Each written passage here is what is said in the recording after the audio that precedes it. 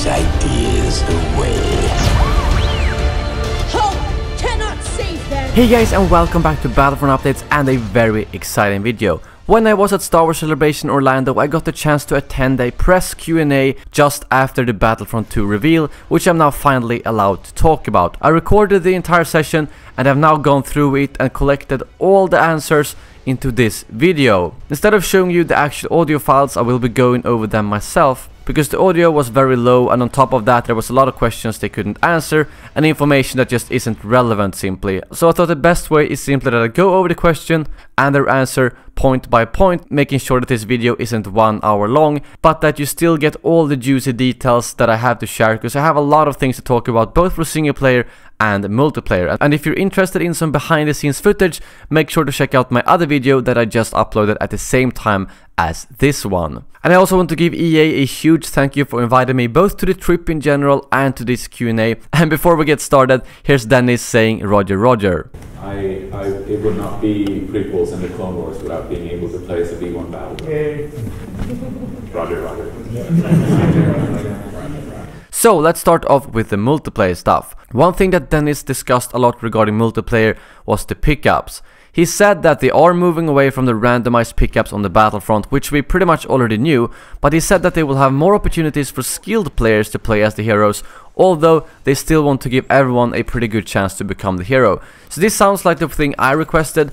I think that better players should have a slight high chance of actually becoming the hero, but still giving everyone a pretty good chance. And it seems like this is the direction they are going, and we also asked him regarding vehicle pickups, and apparently those will not be in the game either, because they don't want to have anything on the Battlefront that you pick up and that then takes you away from the battle. So you won't see people disappearing randomly, but the way it works is that you spawn in as something and then you play that for the entire life. And then the next time you spawn in, you can maybe choose something else, whether that's a vehicle hero or something else. But he did say that a few pickups will still remain, such as Smart Rocket and similar things to that. He didn't say exactly how those pickups will work, and if they will be randomized, or if you can actually see a Smart Rocket on the ground. While we're talking about vehicles, he confirmed that you will not be able to land and take off with vehicles in this game either. They simply didn't see that fit gameplay-wise. While we're talking about heroes, he said that the lightsaber versus lightsaber combat system, which we asked him about, has been drastically improved, and that the gameplay is a lot more physical in this game. Apparently in the last game they were stuck with a lot of old tech from the Battlefield games that they didn't really have time to rework. But for this game they've reworked the combat system for heroes altogether, and they have a lot stronger core combat system, which means that the heroes will feel more powerful and more responsive when you use them. And although he couldn't share any specific details, he said that one very cool thing that he's excited for us to see is how heroes react to different powerful abilities when you get hit by them. So I'm assuming that we won't just get the annoying stun lock that we have in the current game, but that they have something a lot better and more interesting in the next game. When he was asked about the gunplay and grenades in general, he said that they still want to keep a more approachable view of the game compared to Battlefield, but that he wouldn't call it casual. He said the blasters will still be easy to learn, but they will be a lot more difficult to master compared to the previous game. And he also said that there will be a difference between if you ADS or hipfire, something which isn't a part of the current game, so that alone is definitely a big gameplay change in terms of how people will actually be running around the battlefield. He confirmed that there will be no partner system or squad system, but that they have something new and cool that they will share more details on later. So if it's not a squad or partner system, it's pretty hard to guess, but hopefully they have come up with something really cool, and I hope it will involve more than 2 players. He was asked specifically about Stormtrooper and Clone Trooper customization, and he couldn't really go into details there. The only thing he said though was that there will be a lot of customization, both cosmetically and gameplay wise. Someone asked if we would get specific characters on specific planets, such as, you know, Wookiees on Kashyyyk or Geonosians or Geonosis, if those planets are in the game, and he simply responded saying that he can't go into details regarding what we will get where, but that there will be unique characters on different planets. And as far as I know, the current game doesn't have that. I think I can probably do some cool speculation on that in the future when we do know which more planets will be in the game, because neither Kashyyyk or Geonosis, the 2 planets that were asked about, are actually confirmed for the game, so I can understand that he couldn't answer specifically about those 2. And then of course we asked about the thermal imploder, and all Dennis said was, why would we ever get rid of it? So I'm assuming yes, the thermal imploder will be in the next game, maybe with an even more awesome sound, if that's even possible. I guess Greedo's imploder is probably the only one that can beat the original one. Regarding dynamic destruction, Dennis said that they don't really see it fit in the Star Wars universe the same way it does in Battlefield, so although some things will blow up, they will not have the same type of dynamic destruction that they have in the Battlefield games. For the heroes, something they talked about in the panel and that Dennis elaborated a bit on here is the rock, paper, scissors system. And this applies to heroes as well, meaning that some heroes will be a lot more powerful against some other heroes. So you won't just be able to pick any hero and destroy everyone else, but you need to be tactical with what you choose depending on what the enemy team has. And I think this is a very good thing, because in the current game, although some heroes are more powerful, I wouldn't really say we have a rock, paper, scissors system, but it's more just that some heroes are more powerful than others, and not specifically to another type of hero. Something we pretty much already knew, but you will be able to customize your blasters for a specific playstyle, and I'm assuming this refers to the attachments that we saw in the pre-order bonuses. As for the progress, he said that both the heroes, troopers and ships have a similar progression system. They don't really share the progression in between each other, which wouldn't really make sense, but they do have a very similar system that you can unlock and expand on all of those types of characters, heroes and vehicles. And that is kind of the main way they have to keep people playing this game.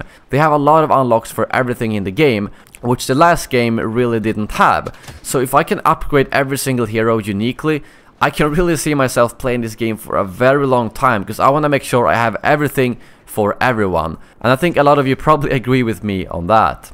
And something I just had to ask Dennis was about the Jumppack, because we can see it in the Hoth snippet in the trailer, and he confirmed that no, not all classes will be able to use the Jumppack. It's gonna be a very specific thing for very specific characters. So I can put your mind at ease there, you will not see 40 people jumping around with Jumpacks on the Battlefront. And he said that he specifically wanted to satisfy Reddit with that answer, because he knew it was a big question after it showed up in the leaked teaser. Regarding cross-era gameplay, both for heroes or just troopers in general, we didn't get a clear answer, but he said it was one of the hardest design decisions for this game. Do we want to mash up everything to everything, or do we want to keep it fairly pure? The feeling I've gotten while talking in the Q&A and the presentation is that things like heroes will most likely be cross-era compatible, so you can play like heroes versus villains with all heroes, but you won't be able to do stuff like First Order Stormtroopers against droids or clones. That wouldn't really make sense to me either, and I don't think they've straight out said so, but that's the impression I've gotten by seeing all the behind-the-scenes stuff. And then lastly, it seems like rolling will return in some fashion. So whether everyone will be able to roll around like the current game is hard to say, but I guess we will know soon enough. And now over to a couple of questions regarding single player that was answered by a representative from Motive. I don't unfortunately remember her name, but she was in the panel as well. So first of all, regarding Inferno Squad, she confirmed that the different characters in the Inferno Squad will have unique attributes that you will see when you play the campaign. You cannot switch over to the other members of Inferno Squad, but you will be playing as Aiden, but you will still be able to notice their different abilities clearly. And for the single player regarding the other heroes, she said that sometimes you will switch over to people like Luke or Kylo and actually see Aiden from their perspective. So it sounds like you will always be around Aiden in some way, but sometimes you will switch over to other characters in the Star Wars universe and see how they actually come into the story. And I honestly think this is so cool, because we haven't really seen Luke for 30 years. And this is going to be a canon story. So whatever you see Luke do in this campaign with Aiden or Kylo Ren, it's completely canon, and that's probably one of the things I'm most excited for with this campaign. She also talked briefly about the back droid, as they called it, which we can also see in the behind the scenes footage as well as the trailer. And this is going to be her companion, and they are kind of synergized between each other, and it will be an important part of the campaign, and it will also have some very cool skills. I asked about the progression system in single player and if it carries over from multiplayer. And they said that they wanted to have a very consistent game, so the progression system in single player will work very similarly to multiplayer with weapon unlocks, abilities and all that kind of stuff. However, something they wanted to make sure is that you won't play the single player just to unlock something from multiplayer or the other way around. So although the systems work similarly, it won't be something where you can go in and grind some single player to get multiplayer stuff faster, and I think that's very good to hear, because you should only play the single player or multiplayer because you want to play that specific part, not because the game forces you to do that in order to unlock something. She also confirmed that the campaign will contain both atmosphere dogfights and full-on space battles. She also said that the actual story ties into a lot of stuff from the Star Wars universe, both from comics, books, movies, and all that kind of stuff. The thing that was referenced here was of course the Palpatine Sentinel droids that are from the comics that we could see in the trailer as well. The campaign's narrative will be in time, so it will be from point A to point B basically. You will not be jumping back and forth in time. But she did say that you will have some elements of choice in the campaign. It didn't sound like it's going to be something major, like, oh, you can switch the ending of the campaign completely, but I'm assuming that some choices that you make during the campaign might affect the gameplay and how the story turns out, at least some small parts. And lastly, they said that the offline single-player co-op that will be available for split screen will be different from the current game, but it's also different from the campaign. So we have the campaign separately from the offline co-op. You will not be able to co-op the single-player, but that's a completely different part of the game. So you have a lot of options depending on what type you want to play. But that is all from the Q&A session. I will probably do a Q&A live stream myself a couple of hours from after this video goes live, because I want to make sure that I can answer all of your questions directly. I've tried to cover every little thing they talked about in this video, as they obviously went through a lot of details in that Q&A. And I hope you found this video very helpful, and if you did, feel free to subscribe if you haven't already, or leave some feedback below. Thank you very much for watching, and as always, may the Force be with you.